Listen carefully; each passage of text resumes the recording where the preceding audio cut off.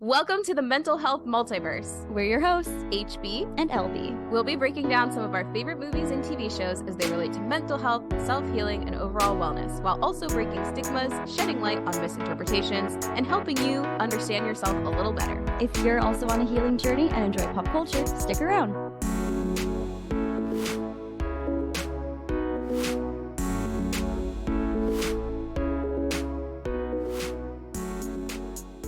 Hello, everyone, and welcome back to another episode of MHM. Today, very, very exciting. We are talking about Pixar's Bolt with a very, very special guest, and he's making a little cameo appearance. If you're not watching it, you can pop over to YouTube and see a cute little Bolt plush. But anyway, we are joined by HB's little sister, Hallie, aka Little HB, aka the person who wrote our intro and outro music. So yay. Hello again. Hello. Thank you for having me again, y'all. You may recognize Yes. her from the Elsa and Anna episode, which we did last season. So welcome back. Yes, and we talked about being sisters. Because we are sisters. So yeah, Little HB, also known as Hallie, is my little sister. She is 6 years younger than me, and we were both close and not close when we were younger. We have definitely gotten a lot closer in our older years, but she lives out in LA and does music stuff and audio engineer stuff, and she's really cool, and I'm really proud of her. And she's also a dog girl. We grew up with dogs, so the reason I'm having Hallie on this episode, in fact, the entire reason that we're even talking about Bolt on this season of MHM is because of Hallie. So you're welcome. Wow. We put the episode on for you and then had you on as a guest so that you could talk about it. This is a lot of pressure. Well, Hallie, before you tell us about what you love about the movie, and I'm going to guess what you love about the movie, can you give us a little abridged synopsis of it without giving away like your feelings about it? Bolt the Superdog is about a dog who stars in a TV show. Although he is unaware that it is a TV show, he has superpowers, but he gets separated from his owner, and the whole movie is a journey back and finding himself and finding friends along the way. And yeah, it's great. Oh, that was very abridged. Good job. That was a great synopsis. Yeah. So I had never seen this movie, and Hallie yelled at me about it a bunch of times where she's like, I how just have you can't never believe seen it. I just don't Yeah. understand. So it's Hallie's favorite movie of all time. In fact, a fun fact, at Hallie's bachelorette party last summer, we were playing a little bachelorette game, and the bridesmaids had to guess her favorite movie, and I wrote Bolt, kind of like not really as a joke, but just kind of being like, this is the only movie that I ever like know that she really loves. It was between that and All Dogs Go to Heaven, and I wrote Bolt, and I was right. It's her all-time favorite movie. So I was like the only person who got it right. But I was in college when this movie came out. So it came out in November of 2008. So I was in my first year of college. And this is where I think our age difference comes into play, because Hallie was 13 when it came out and I was 19 when it came out. So I think I just didn't even think about it, wouldn't have even thought about seeing it. Whereas Hallie probably saw it and was like, this is my favorite movie ever, which obviously is what happened. The age difference makes a difference. And so I hadn't seen it until this watch. So I'm going to try to guess what Hallie loves about this movie, or why it is her favorite movie of all time. And I have several guesses. So first of all, like I said, Hallie and I grew up with dogs. We got our first dog when Hallie was a baby. His name was Coca. He's a black lab, and she was like a baby, like couldn't walk, couldn't talk like when we 2. got Coca. Oh, really? Okay. She was like, well, you grew up with him, basically. Mhm. You grew up In my with brain, Coca. a 2-year-old can't walk or talk, so that's fine. I definitely probably couldn't talk. So you grew up with Coca. I was like 8 or 9 when we got Coca, and you like actually grew up with him, which I think is really cute and really sweet. And I think we had also just gotten Draco right around the time this movie came out. So Draco Yeah. was a puppy. He kind of looked like Bolt a little. Yeah. This is Aw. true. For anyone watching. Yes. Draco. Aw. So Coca, our first dog, we got when Hallie was about 2, and he was a black lab, or he was like a chocolate black lab mix. And then Draco was a husky Pyrenees mix. He was like And tan. yeah, so he's like a tan color. What kind of dog was Bolt? Do we know? I don't really say. He's like, Cartoon dog. yeah, the Cartoon animators dog. based him off of like a German Shepherd Husky puppy, but it's pretty ambiguous. Yeah. Well, that's just like Luna that you got years later. Hallie's dog Luna was a German Shepherd Husky. So cute. Oh, look at that. What? I said I have a type, a dog type. You do have a dog type. So yes, so Hallie and I grew up with dogs. Hallie quite literally grew up with a dog because, she was a kid when he was growing up too. So, and we've always just loved dogs, and we love dog behavior, if that makes sense. And I think Bolt has a lot of adorable dog behavior.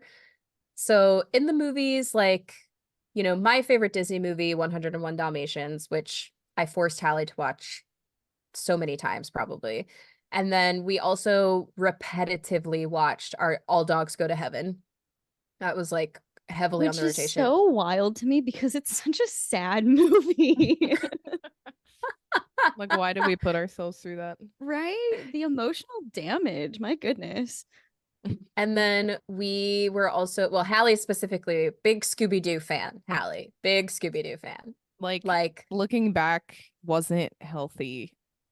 Obsessive. There's this so picture of fun me at fact. Christmas where I'm just like in a head to toe Scooby-Doo. I have a life-size Scooby-Doo. There's like shampoo bottles, and I'm just like Like you wanted to be Scooby-Doo. And I looked at this photo like, Mom, this isn't normal. Mom, I'm just going to say something about our mom. She really loved when we were obsessive about things. She really just fed into us being obsessive about things. Like, because I am a very obsessive person, and I also did that with like Harry Potter. And Yeah. Mom was just like, let's get all the things we can. But it's funny. That's So so fun cute. fact for like the listeners or anyone, LB, maybe you don't even know this, but when I was at C2E2, Chicago's Comic-Con, I met one of the animators from Scooby-Doo, but I didn't know it was him. It was just a guy wearing a Scooby-Doo jacket, and it was a really cool like Letterman Scooby-Doo jacket that was like embroidered. It was very cool. So I tapped him on the shoulder and I was like, "Hey, can I take a picture of your jacket for my sister? She's a huge Scooby-Doo fan." So I took a picture of it, and then after he was like, "Just so you know, I'm one of the animators on Scooby-Doo." So that was cool. And then I found out he had a booth, and I went and talked to him later, and I told him about Hallie, and I was like, yeah, my sister was such a fan of Scooby-Doo that she had like the bed sheets, the curtains, the plushies. Like Hallie was like everything Scooby-Doo. Everything Scooby-Doo. Aw. So I love that though. And we've talked about this before, but I think for me, it's really sweet that your mom indulged your passions and interests. And even though it might have gotten a little obsessive, because then I was on the complete other end of it of like, if I liked anything, I kind of had to hide it. Otherwise, it was weaponized against me and it would get taken away and blah, blah, blah. So anyway, I think that's really sweet. Well, so what I was going to say with all of this is like all of those things were like cartoonized versions of dogs. It doesn't showcase a lot of very specific dog behavior. I think they get the essence of dogs. But I think with Bolt, I think they got dog behavior right. I don't know if that makes any sense, but I really feel like the cutest thing about Bolt, I will say, and I bet Hallie loves this too, is when his little stance for his super bark, the way he has to put one foot forward and one foot back and get it. I was like, that's why Hallie likes Bolt, because he has to stand and get in position and then do his super bark. Because we just had inside jokes with our dogs, which I don't know if that's normal. I don't know if people have inside jokes with their dogs, but like with our dog Draco, Draco would do this thing where he would like put his paw really big at you, and we called it big stepping. Like when we'd be like, oh, Draco just big stepped. Like that's was like his way of communicating. So like, you know, it felt like watching Bolt do his super bark stance felt like Draco's big step. It felt like an inside joke. So that is one reason why I think you like Bolt. I think also Bolt is just he's really sweet, and he kind of goes through a little bit of a crisis. He's like, who am I? I was manipulated basically and told that I was a person, and this is like who I am and who I'm supposed to be. And by the end of it, he kind of, through believing in himself and through the support of his friends, he realizes that he didn't need the superpowers to be a super dog, right? And so I think that's another reason why you love Bolt. And then obviously, this is big spoilers. So if you haven't watched Bolt, I hadn't either, but now I'm about to spoil it for you. Yeah. The way that he saves his owner at the end is really heroic and really beautiful and very emotional. And he even uses the super bark to get help. And I just thought that was a beautiful full circle moment. So those are my three big reasons why I think Hallie loves this movie. So did I hit any nails on the head, Hal? Yeah, definitely like rewatching it this most recent time. I was like, I know what really drew him to me at 13 was just how cute he was, and his little personality was just so cute. And then, you have the hamster who's just hilarious. So funny. And it's just overall, like, it was just so warm and heartfelt. Yeah, I think I kind of really liked the twist too that he didn't actually have superpowers. I feel like I liked that it took him like believing in himself and just going through his own hardships and traumas to, in the end, like you said, yeah, definitely like when I was watching it this most recent time when he did the super bark at the end, even though it wasn't really a super bark, he's just barking into a vent, he was still like, I believe in myself and I can do this. Yeah. Yeah, that poor dog got Truman showed. That was so sad. I Mm. know.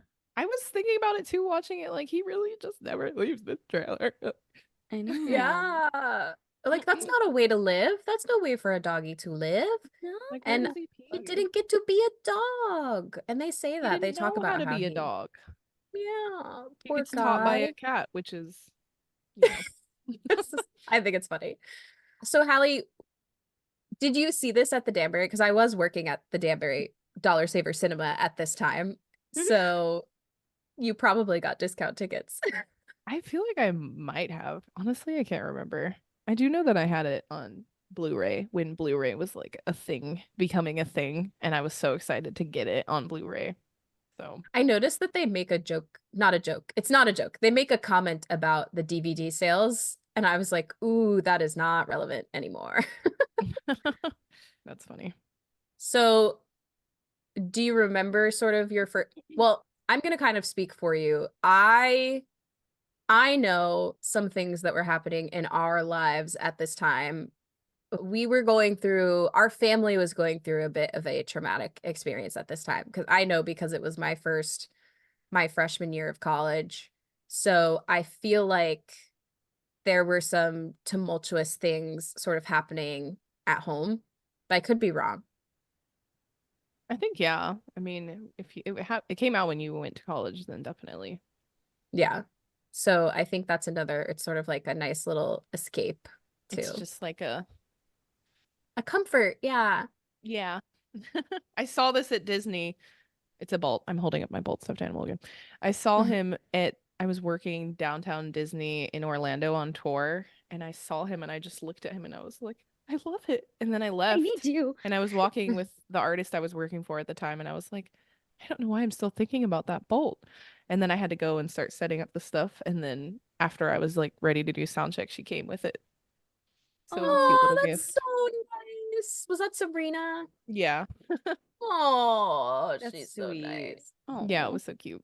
But yeah, it's definitely, I think the movie was like a comfort for me. Just kind of maybe at the time, like an escape or something that made me feel safe for sure. Because yeah, we were going through a lot with our dad and stuff. And then Heather was gone too, and it's like weird. Like we said, we weren't very close when we were young, but it was, I swear, like there was this moment where like she left for college and I was like, I'm your best friend and now I miss you and I'm sad that you're gone. Oh. Yeah. It would even heightened after I studied abroad and then came back and was like, oh my gosh, you're like a grown human. Because I'd always seen her as a child. And then I came back from studying abroad my sophomore year of I had a college growth and was spurt. she did. When I left, she was the height of my shoulder. When I came back, she was like a foot taller than me, and I was very confused. Well, For they those of also you who had don't told me I know, wasn't gonna grow anymore. yeah, the doctors told Hallie that she wasn't going to grow anymore. But for those of you who don't know, my sister is almost 6 feet tall. So she's a tall That's person. And that was the growth spurt I came home to, was like my sister was at my shoulder, and then I came home and she was a head taller than me. And it was very confusing. But anyway, LB, how about you in this movie? Yeah. So Callie and I are the same age. I was also 13 when I saw the movie. Definitely saw it in theaters. I don't remember like how I felt when I first saw the movie, but I really, really did like it. It was very cute. We got it on DVD. I watched it a bunch, but it like kind of, I don't want to say like fell off my radar, but it I went through like a time where I'd watch it all the time, and then I just kind of like never did. But then when Disney Plus came back, watched it a few times, and then most recently today. So yeah, I love the movie. Again, I also grew up primarily with dogs. We had outdoor cats, but it's very different. And so I just thought it was really cute. And yeah, Heather, you're right in that they capture Bolt's dog-like essence very well. Because I think with things like Scooby-Doo and some other animated, not just dogs, but animals in general, it's as if they were just humans, but in dog form. But in Bolt, Mhm. he's a dog through and through, if that makes Yeah. any sense. So I think that's what makes it really cute and endearing. And now that I have cats of my own, I have a deeper appreciation for cats. And I did make a note, and Heather scolded me. oh, Actually, both Heather and Hallie scolded me before we started recording. I made a note that this felt like anti-cat propaganda, but I rescind that thought because it's not. It's just, the villains of the show. I was gonna say the fake show, but it's a real show. They're just fake villains. Have cats, and then Bolt is indoctrinated to believe that all cats are evil. So when he's out in the world trying to find Penny again, he recruits a cat. And the cat reminds me a lot of Jessie from Toy Story, just because that's like Yes. recently fresh in my mind. The whole abandonment wounds and feeling really jaded about owners or people, and then going on her little journey to unlearn that, and then along the way kind of give in to Bolt's whimsy/delusion. But that's fine. Poor baby. The poor, I know, like now that I've worked in the pet, I don't want to say the pet industry, it's been like the pet food, but there's a big overlap, and learning more about like how stress can be detrimental to animals on like a very physical level, and seeing that opening, just the beginning when he really thinks Penny is in mortal danger, and he is doing everything he can to find her, or he's trapped in a trailer and he doesn't really know what's happening to her. Like that's just breaks it breaks my heart. I don't like it. I was like, Oh my is this God. low key animal cruelty? Question mark. right? Yes. Also, can I just say, as someone who was watching this for the first time and also like on public transit, because I downloaded it to watch it on my phone, and I was like, for the first scene, he's an adorable little puppy in his little like kennel going to be adopted, right? And I'm like, this is the most adorable thing I've ever seen. And then it's like super serious. It's like five Yeah. years later. And it's basically like this trailer for the show. And I was like, this got dramatic so fast. I was like, what I am I was watching? curious what you were thinking when that transition happened, because obviously, having watched it before, Hallie and I know like that's not what the His movie life. is. He's not a super Yeah. dog. But I was I curious, like, was, because it goes on for a really long time. I was like, Heather's gonna think this is the movie. I was thinking yeah. that too. I was like thinking from a fresh perspective, like she's probably watching this like what? I was so confused. I was like, damn, her dad's a scientist and apparently she's a spy. And like, what? I was like, my mind was like continually being blown. I was like, is this like some sort of hardcore action movie I didn't know about? Like, I really didn't think that's what this would be about. And then I think that makes it, I think they did such a good job building it up because it makes the fact that it's not real all that more like It hits hard. heartbreaking. Yeah, Yeah. it hits really hard. Poor Yeah. guy. And it is just so sad. The poor thing, the poor pup. Yeah, So he's literally being manipulated, like you said. I was like, dang, this poor dog. Yeah. Didn't And for even give him a what? chance to act. For Yeah, what? right. For what? Like for the ratings for the show? For the passion? oh What my if God. like he could have been passionate? We don't know. Yeah, Didn't they could have trained him. They didn't even try. They didn't even try. I do also kind of love the comment though that it makes on the acting industry, especially with the agent who's like continually pushing the I had child the same actor. thought. Yes, I had the same thought, especially now that the actors we kind of grew up with watching on TV are now older and coming forward about their experiences. And then watching this, and I was like, oh my God. Yeah. Dang. I was like, Yeah. make that commentary. It might be satire, but we know it's not too But far there's from always the a truth. level of truth. Yeah. Like Yeah.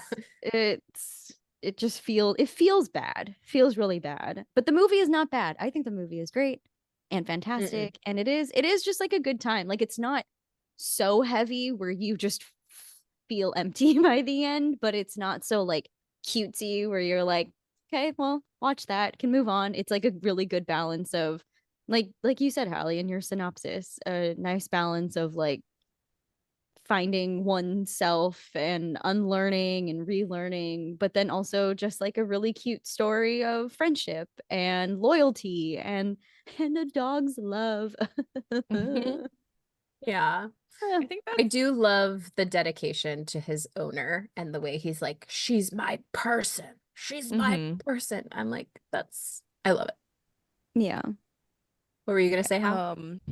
I was gonna say I definitely think that's what drew me to it so much is like it's not the fact that he was just some magical dog, but that he actually had to go through being strong for himself, you know. I probably Yeah. related to that a lot growing Mhm. up and just, you know, without even knowing it, maybe just subconsciously like, oh, you know, you pull from within or from people around you to inspire you to just, you know, believe in yourself and be able to do like set your mind to something and do it.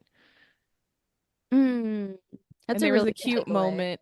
There was a cute moment Rhino says, I don't know if I think I wrote it down, but I don't remember exactly the scene. I think it's when Bolt goes by himself and he says, and they, like he leaves for LA alone and leaves them in Mm. Vegas. And he said, if Bolt taught me anything, it's that you never abandon a friend in a time of need.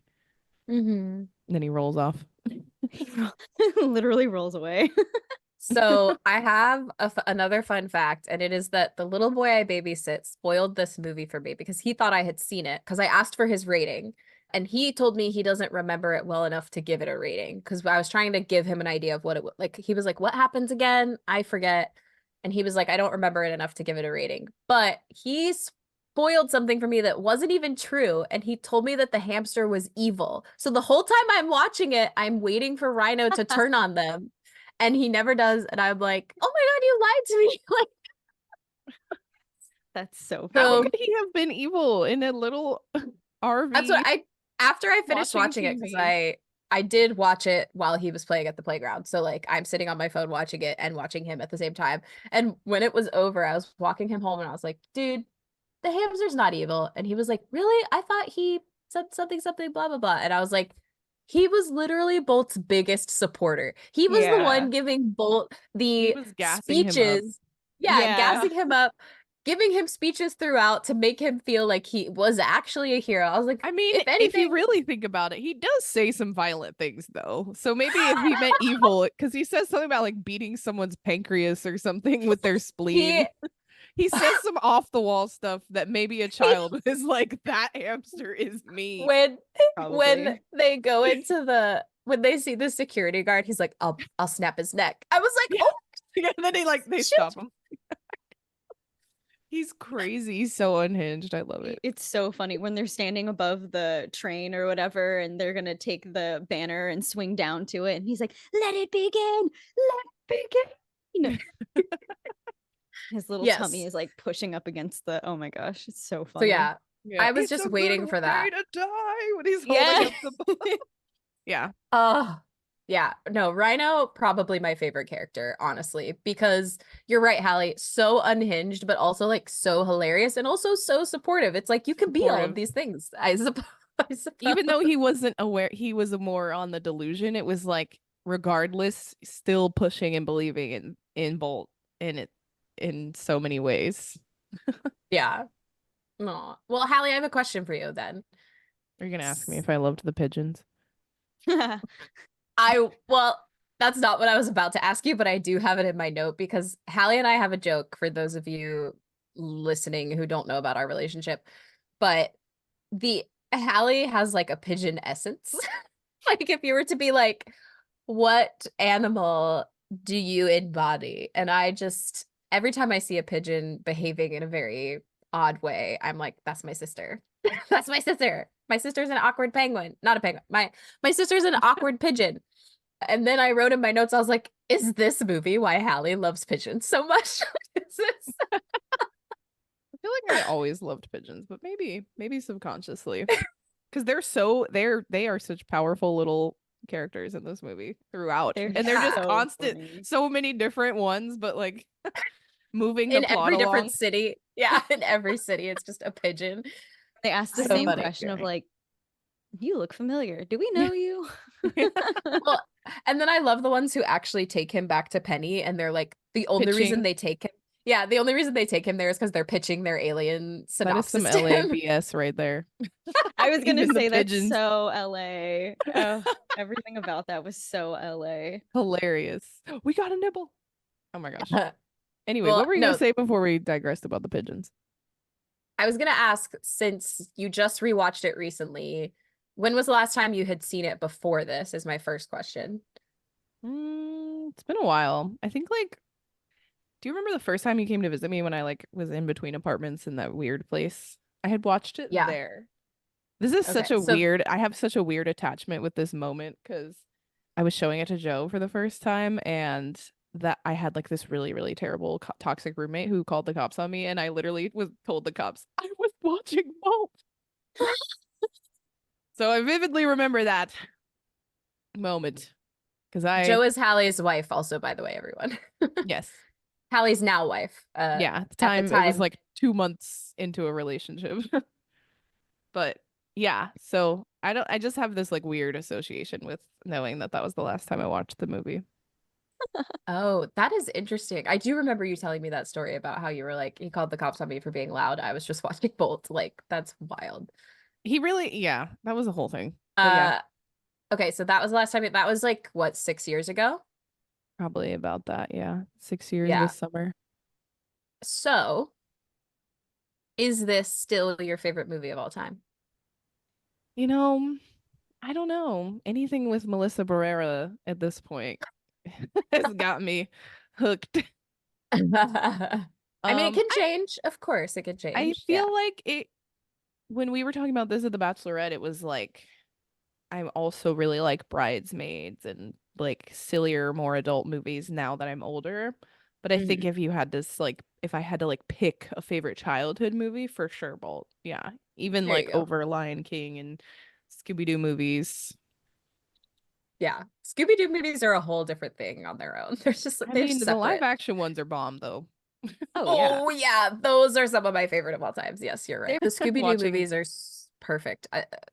Perfection. Matthew Lillard as Shaggy is chef's kiss. Chef's he kiss. is. He is Shaggy. Like he's not Ah, Matthew Lillard. and He is it's like Shaggy. so campy and hilarious too, like looking back. It was perfect as a kid and then watching it as an adult, it's also perfect. yeah. Yeah. Well, that's one that you and I watched together a lot because I remember us like we would quote it to each other and we would just like do the things. Yeah. Now I Uh, want to watch that. Love Anyways, it. Bolt. Bolt. Yes, Bolt. Okay. So one of the biggest themes of this movie that we've touched on a bit is delusion and manipulation.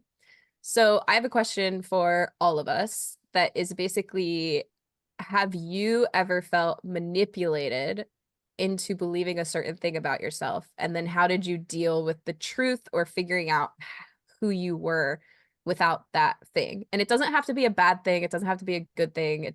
Like neutral, whatever. Popcorn LB.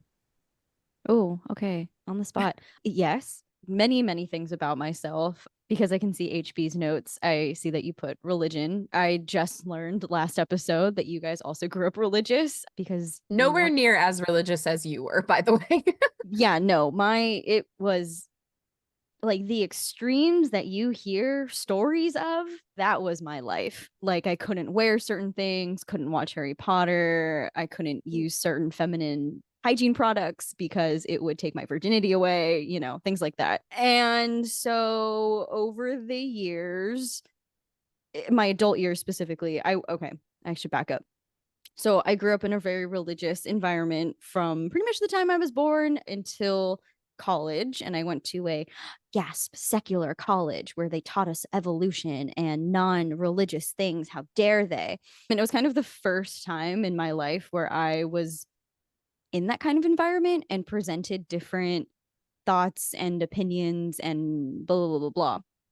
And it was through that experience that I learned a lot of the things I was taught were actually harmful to people in certain demographics. And it made me question a lot of the things that I grew up hearing and believing and thinking that like the world operated in this way. And anytime I bring up religion, I always want to like disclaim or put a little asterisk that like I'm not hating on religion. It's not bashing. It's just a commentary on how people can use it to hurt people. And that's not what we should be doing. Anyway, so yeah, definitely currently still kind of working through a lot of like deconstruction. It's interesting because a lot of my friends from high school, or a lot of people that I still keep in touch with from high school, are also kind of on the same journey.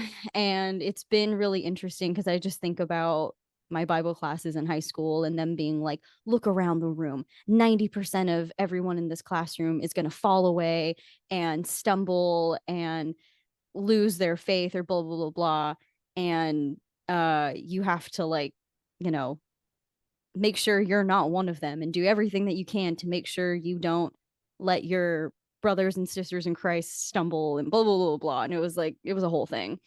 Anyway, so that was a big part of my life, of my identity, but it was one of those things where it never fit, if that makes sense. Like I was in it so much, but it never felt like something I embodied. And it was always just like regurgitated because I felt the pressure to be that way. Like if I don't act or speak or agree with these things, then I'm going to be ostracized, I'll be punished, I'll be kicked out, I'll be shamed. So like biologically at our very, very core, we long for belonging and acceptance, and that to not have it is really scary. And now I'm just kind of like, I don't care. There's so much more to me and to my life that I can connect with people like HB.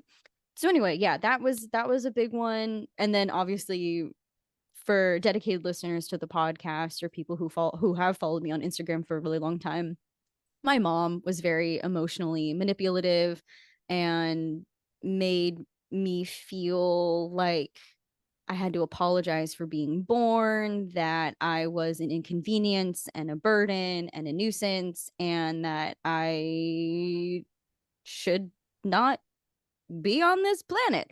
And so that was a big, big part of my identity. Very, very insecure, made myself very small.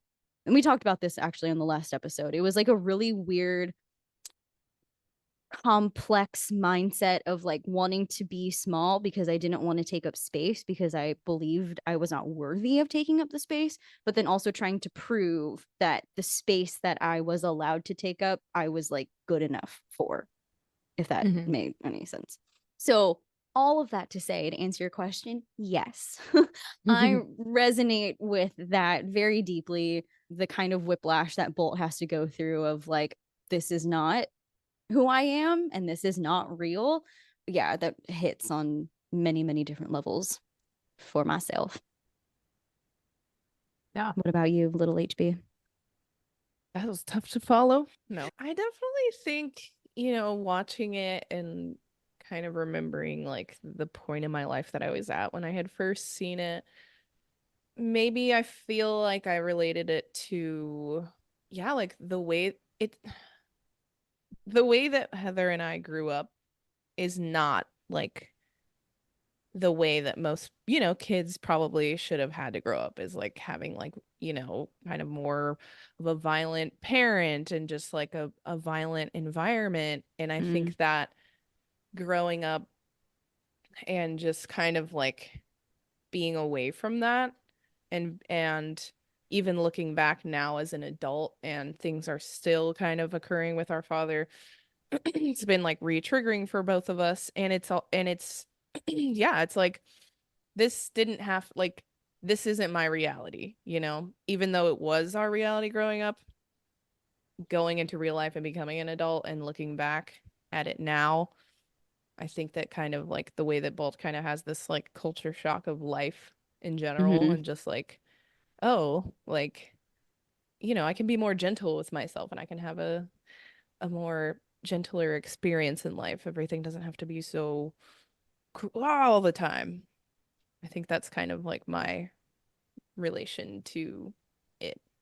Yeah, no, that makes sense. Like when you've grown up in an environment where you kind of have to like be hyper vigilant and walk on eggshells, and especially when violence is on the other end of, you know, on the other end, when you're not sure when it's going to happen, it makes sense that as an adult, like you kind of carry that with you, and then it takes some time to unlearn that, just because it's really damaging for our nervous system. And to get a little like, I guess, nerdy about it, it's like a habit. Our nervous system has built these certain neural synapses and neural pathways to respond to certain things in certain ways. And then it takes a lot of work to retrain our body and our brain to make new neural pathways so that we're not constantly on edge and worrying about the other shoe to drop, basically.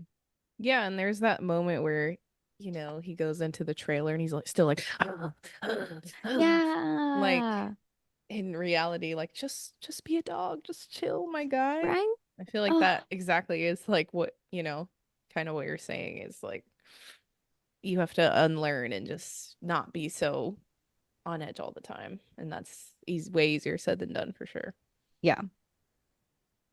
Yeah, and the interactions that you have too. It's like it's a little harder to trust intent sometimes, or, having any sort of conflict. And I feel like this is one way that, like, in the way that Hallie and I were raised, even though we were raised in the same household, we took different things away from it. So like Hallie is a little more faces conflict head on. Like when she encounters conflict, she's like, okay, I'm dealing with this and I'm dealing it with gritted teeth. Like, Mm.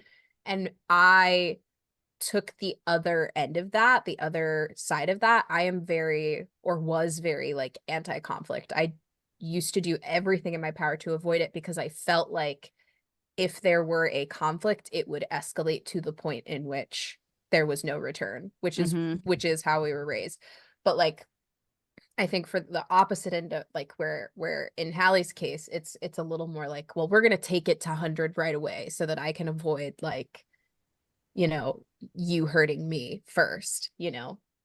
Which is so interesting you say, because I feel like I come to you with like asking for advice and things like that because I feel like you are much more direct, at least than I am, because I am very conflict avoidant and I don't want to stir the pot. And a lot of that is like recovering people pleasery things and trauma and blah, blah, blah. But yeah, whenever I talk to you about some things, you're like, yeah, just open a like you give me great ways to open and start a conversation in a very like compassionate, loving, and understanding way, when my approach is just to like ignore it until it goes away. Well, There's the balance, and I'm the I'll cannonball straight into the conflict. You're like, don't want to stir the pot, and I'm like, Like the pots on the ground, the Yeah. chili spilling out.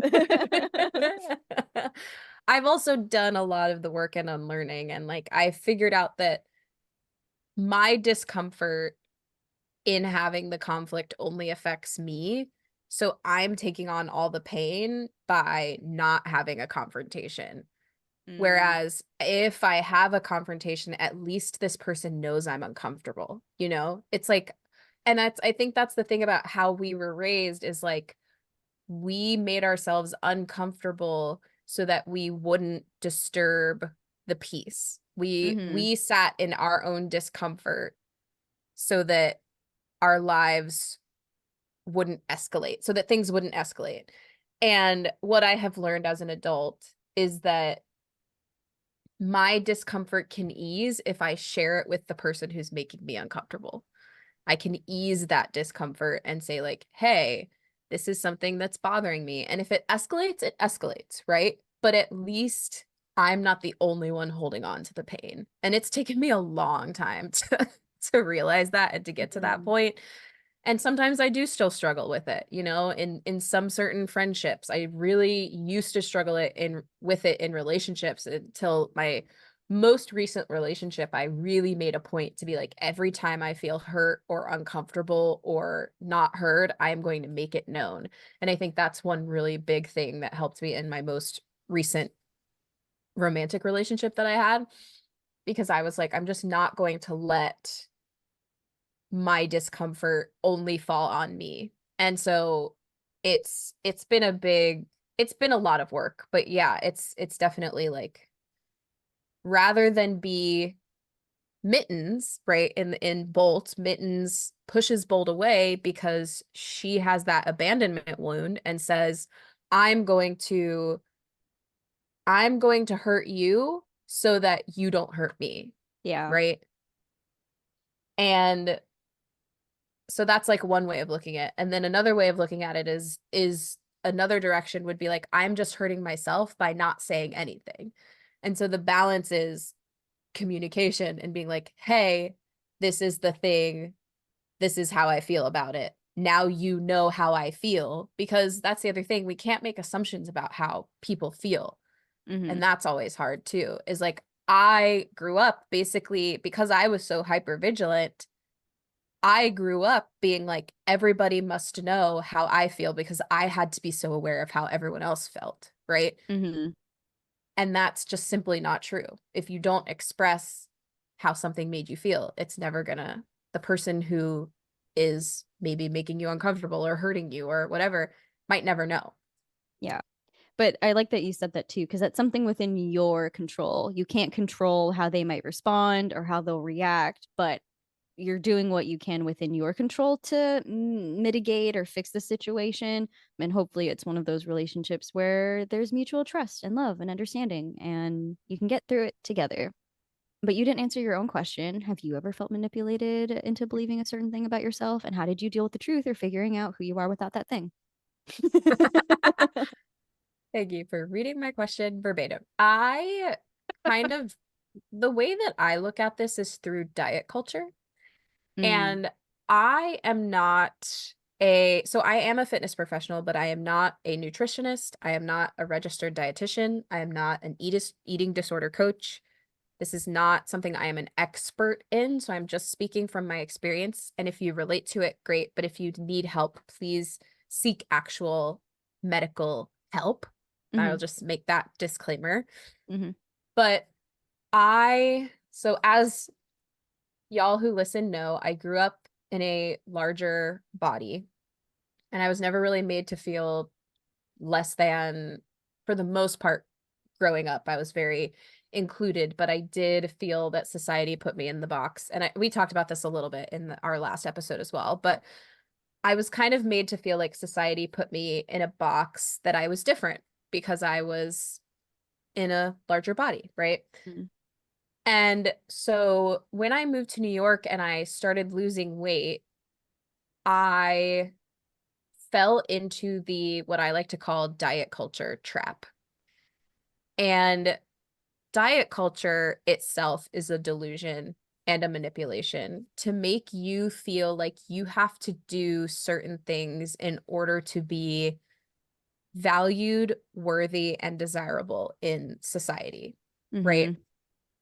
And there's this pressure, this never-ending pressure that the number on the scale has to continually go down.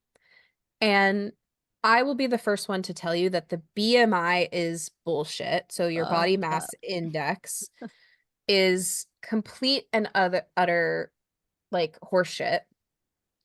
However, diet culture weaponizes the BMI to sort of tell you what your goal weight should be. Mm-hmm. And when I fell into diet culture, so it's almost like a flip for me. It's not that I started manipulated and found my way out of it. I fell into the manipulation and then I found my way out of it, if that makes sense. So I started chasing this arbitrary number on the scale because I was manipulated into thinking that that's what health was. That Mm-hmm. once I reached that number, I would reach the pinnacle of health. I would suddenly be healthy, right? And the things that I did to get there were not healthy things. There was a lot of over exercising. There was a lot of under eating. There was a lot of injury to my digestion and also injury to my body that I now continually have to deal with. I lost my identity when I dove into diet culture.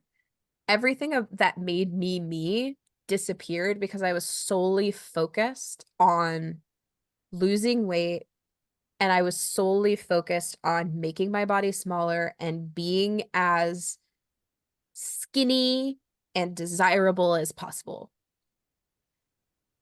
And that was really hard and really scary to come out of that and realize that about myself.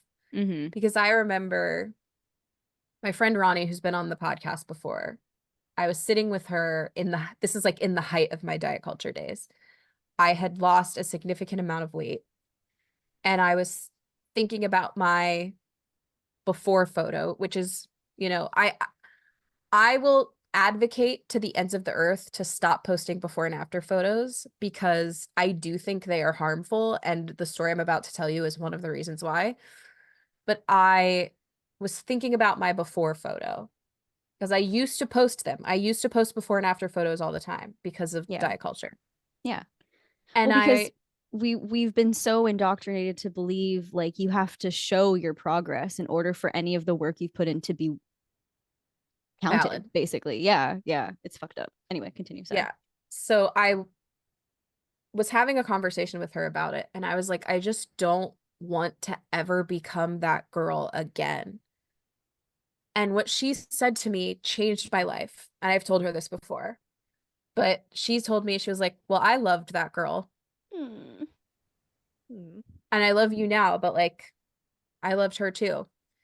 And that like broke me. I was Yeah. like, oh, wait, what? Like, for the first time in diet culture history, someone was validating the larger bodied version of me. What? And then, fast forward 5 years, pandemic, whatever, I gained all my weight back. And luckily, I had done the work. I was no longer in that deep diet culture, like manipulation. But if I had been when I gained my weight back during the pandemic, my first thought would have been, oh no, I have failed. I have become that girl again. You know what I mean? And so a lot of the unlearning that I did and that I talk to my clients about and everything is that like when I was in my larger body, like fast forwarding to that place, right? Like there was nothing wrong with me. I was not a moral failure. I was a good person. I had a great heart. I had a wonderful sense of humor. I deserved love. I deserved happiness. But we demonize the quote unquote before photo and we say we hate ourselves when we were that size. And it's like, Mm-hmm. sure, maybe you hate some of your habits. Maybe you hate, like, maybe you're unhappy with some of the ways that your life is going. But you don't hate you. You don't hate yourself. Right. And losing weight is not going to fix that. Maybe some of the benefits of like eating a little healthier and moving your body a little more give you a better mindset, but like losing weight is not the fix. And so that's my very, very long-winded way of saying that like I had a pretty solid, I had a maybe confused identity of who I was before I lost weight. And then I got into diet culture, completely lost who I was. And then when I unlearned everything, I unlearned diet culture. I unlearned that a smaller body equals a healthy body. I unlearned all of Yeah. this. And the book that really got me out of it was Health at Every Size. But then continuing to unlearn that even is that like, sure, health can come at any size, but also health is not a moral obligation. Like someone who is not healthy still deserves to live a good life and have a good life and doesn't deserve to be treated any differently. And so I had to figure all of that out and get out of that manipulation of diet culture to sort of realize like, oh, I'm back to being me. And then I was able to figure out my authentic self from there without these things. So yeah, that's my that's what happened with me. Yeah, no, I appreciate you sharing that. That's not a story you've shared on this podcast before. So I appreciate you sharing it now because I can almost guarantee that there are a handful of people or more out there that they need to hear that too. Yeah. Actually, it's funny you brought that up. I just had kind of a similar conversation with my therapist. She was asking how this last week has been, and I started going to the gym basically. And I was telling her how many years ago I used to go to the gym almost every day, either before or after work. And at first I thought it was, because I wanted to get stronger and healthier, but looking back on it, it really was like not me punishing my body, but I was struggling with body image and then growing up with a parent who did all of the crash diets like Atkins and keto and the carnivore and the eat this, not that, and restricting the entire household so that she wasn't tempted to eat certain things really messed with my head. And then she would buy me like, Hallie made a note that I am a small person, and she used to buy me clothes that were much much larger than who I was, and it just like really messed with my head. Anyway, so all of that to say, coming back to the gym now, I have a very different mindset about it. I'm not wrapping up my identity in it. I'm not wrapping up my identity in what the gym is doing to me for me. It is just a way for me to move, get the endorphins, and feel strong, whatever that means and looks like for myself. So, yeah. Yeah. I love that for you. Thank you. I'm inspired by you. So, thank you. Yay. Hallie, do you want to talk about any of your favorite themes before we have to wrap up, or have you sort of said everything you wanted to say? Let me think. Yes, I have cats now, and at a like young age, we had a cat, but it attacked me, so I thought I hated cats. But it was my mom's fault. That's a long story. We'll get into that. She scared the cat. The cat attacked me. The cat was also And then our father weaponized it against us. It's very fun. Hmm. So I didn't have a good I thought cats were evil, as a kid. So it's funny that the movie villainizes them, even if it is like in a fictional kind of like tone, because it's the TV show that villainizes them. But I just think it's ironic that even though I have such a love for dogs, I am also a cat person now. Yeah. No, So I it's get kind of that. like, there's that arc at the end of the movie when they end up, you know, all of them are happy little family, Mittens and Bolt, and I kind of feel like that's similar to my life where, I had an idea. I had an idea of what I thought cats were and the evilness and the out to get me. And I have such a different appreciation for them now. I like that they Yeah. just want to do their own thing. Leave me alone. Yeah. Yeah. Cats are But yeah, great. Cats are cute. that was the only note. I'm sure I have so many other things more to say on like identity, but I know you have to go. So we can wrap up. Wait, What did you want Heather. to say on identity? Oh, just it's normal and valid and common when you let go of a thing that's been your identity for so long to feel kind of lost and adrift. And that doesn't necessarily mean you're doing anything wrong. And that a possible reframe is that now you have the opportunity to find new things and create a new identity. For me, it was finding something that fit more than just being a good little Christian girl. So yeah, that was my little tidbit. I really liked the themes. I told Heather yesterday before we wrapped up our last episode, I was like, I don't know if I'm going to find anything while watching Bolt, like any parallels to like mental health or healing or anything. But after our conversation today, we definitely did. And I really appreciate that. We talked a lot about like delusion, manipulation, believing in yourself, perseverance, loyalty, touched a little bit on like the abandonment wound. And yeah, so all good things. Yeah. What a lovely good dog movie. Good boy. He's our good boy. He's a good Bolt boy. is our good boy. He's a good boy. Yeah. Heather, do you have a favorite quote, theme, scene, character? I do like a different quote that Rhino says, and Rhino is the little hamster or whatever. He is trying to like, it's one of his gassing Bolt up moments, and it's right after Bolt breaks out of the animal van and Mittens is still in it. And he comes to the realization for the first time that like he really is not a super dog. He doesn't like that his lightning bolt is fake and that he doesn't have a super bark and that all of these things aren't real, and he's feeling really down about it. And Rhino kind of comes up to him and he's like, all over this planet there are animals who feel like they can't. They need a hero, Bolt. Someone who, no matter what the odds, will do what's right. They need a hero to tell them that sometimes the impossible can become possible if you're awesome. And for whatever reason, that really like oddly worded gas up helped Bolt be like, I can do it. I'm gonna do it. I'll do it. So I really like their relationship. I do like that it's kind of like he's a fan, but then it becomes like supportive, you know? I think it's just love. I love a good I believe in you, so you got to believe in yourself, and then that working, and then Bolt believes in himself. But I think that was also the catalyst of Bolt realizing that he doesn't need actual superpowers to be a super dog, and that's Yeah. A+ movie. 10 out of 10. Super underrated. Right? yeah, it's very Miley Cyrus underrated. voices the Penny.